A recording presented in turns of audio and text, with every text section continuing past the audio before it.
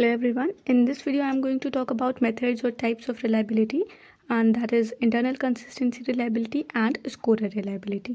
In the part 1 I have discussed test retest reliability and alternate form reliability. You can check that out. So let's first start with internal consistency reliability. इसका मतलब होता है the homogeneity of the test. Homogeneity का मतलब होता है कि कितने ज़्यादा सिमिलर हैं आइटम्स एक दूसरे के, कितना ज़्यादा टेस्ट एक ही चीज़ को मेजर कर रहा है. So that is homogeneous.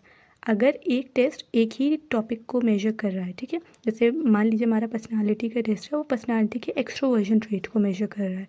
Okay तो सारे जो आइटम्स होने चाहिए वो इस तरह से फ्रेम होने चाहिए कि वो एक्सट्रोवर्जन ट्रेट को ही मेजर करें. Okay so that will be homogeneity of the test. अगर वो एक्सट्रोवर्जन की जगह कुछ और एग्रीएबलनेस या कंसाइटियसनेस इस तरह के ट्रेट्स को मेजर करेगा, सो वो टेस्ट होमोजीनियस नहीं कहलाएगा. Okay so it is if all the items of the test measure the same function or trait, the test is said to be a homogeneous one and its internal consistency reliability would be pretty high. So अगर कोई भी test internally वो उसका जो trait है वो एक ही trait को मेजर कर रहा है, तो उसकी जो इंटरनल कंसिस्टेंसी रिलायबिलिटी होगी वो अपने आप ही ज़्यादा हो जाएगी. ओके इंटरनल कंसिस्टेंसी रिलायबिलिटी हम कई तरह से निकालते हैं, like split half method, Rulon and Flanagan formula, Kuder Richardson and coefficient alpha. Okay, so I will discuss these three Rulon, RF formulas, KR formulas and coefficient alpha in another video. इस video में सिर्फ समझाने के लिए that internal consistency reliability हम निकालते कैसे हैं, I will discuss split half method.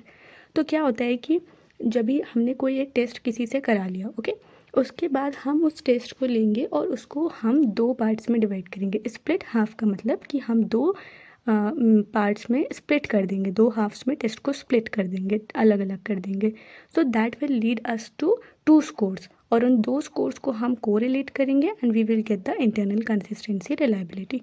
तो कोई भी तरीके से आप किसी भी मेथड से दो टेस्ट को मतलब एक ही टेस्ट को दो पार्ट्स में डिवाइड कर सकते हो, एक्सेप्ट कि आप जैसे अगर मान लीजिए 10 आइटम्स हैं तो आप उसको 1 to 5 एक पार्ट में और 6 to 10 एक पार्ट में, इस तरह का डिवीजन एक्सेप्टेबल नहीं होता है.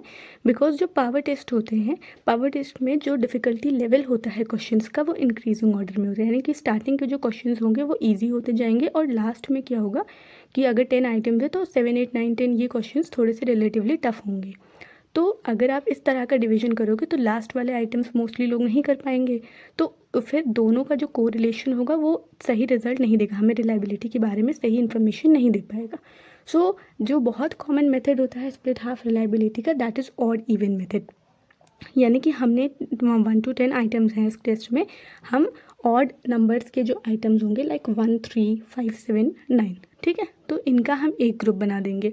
उसके बाद जो इवन आइटम्स होंगे लाइक 2, 4, 6, 8, 10, इनका हम एक ग्रुप बना देंगे. तो अब ये दो ग्रुप बराबर से हो जाएंगे और इनमें से हम स्कोर्स जो भी, जैसे वन आइटम को किस तरह का स्कोर दिया, 1 मिला, क्या मिला, जो भी हो, ठीक है. सो उसको हम एक तरह से स्कोरिंग कर लेंगे, फिर दूसरे हाफ को दूसरी तरह से स्कोर करेंगे और उन दोनों को कोरिलेट करेंगे, जो भी स्कोर आएगा उसको कोरिलेट करेंगे and then we will get internal consistency reliability through split half method.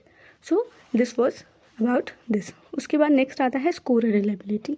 Scorer reliability का मतलब होता है कि जैसे कि जो टेस्ट सब्जेक्टिव होते हैं, यानी कि लाइक हमारे प्रोजेक्टिव टेस्ट जितने भी हो गए या क्रिएटिविटी के टेस्ट अगर जो भी सब्जेक्टिव है, यानी कि उनका जो मेजर करने का तरीका है वो ऑब्जेक्टिव नहीं है, यानी कि उनको मार्क्स नहीं देने हैं कि सही है तो 1, गलत है तो 2, इस तरह का नहीं करना है, उसका जो है इंटरप्रिटेशन करना है. ओके सो वो डिपेंड करता है कि जो भी इंटरप्रेट कर रहा है उस रिसर्च उस टेस्ट को, तो that will called scorer reliability. कि जैसे आपने जो टीवी में भी हमारे जो शोज़ होते हैं रियलिटी शोज़, तो क्या है कि एक कोई परफॉर्म कर रहा है, बाकी सारे जजेस बैठे हैं और वो सारा अपना अपना ओपिनियन देते हैं, तो वो एक तरह से स्कोरर रिलायबिलिटी हो गई कि अगर वो सारे आपस में उनका जो व्यू पॉइंट है वो सिमिलर है, so the person will be selected और विनर जो भी होगा उसका, ठीक है. लेकिन अगर दोनों सारे जजेस के बीच में मतलब सही नहीं है उनका, मतलब सारे को कोरिलेट नहीं कर रहे,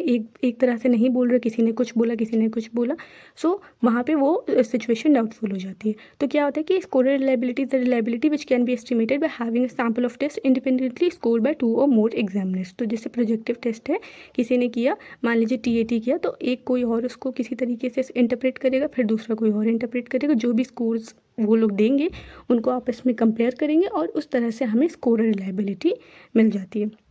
और यहाँ पे जो सोर्स ऑफ एरर वेरिएंस होता है दैट इज़ इंटरस्कोरर डिफरेंस, की जो भी जजेस हैं या जो भी हमारे रेटर्स हैं उनके बीच में अगर डिफरेंसेस आ रहे हैं उनके स्कोरर्स में, so that will lead to error variance. अगर दोनों ने एक ही जैसी चीज़ बोली, टीएटी को जब इंटरप्रेट किया तो मान लीजिए नीड फॉर अचीवमेंट, उन्होंने भी, एक ने भी हाई बोला दूसरे ने भी हाई बोला, तो क्या होगा कि हाँ वो सही माना जाएगा दैट द टेस्ट टेकर के अंदर नीड फॉर अचीवमेंट है।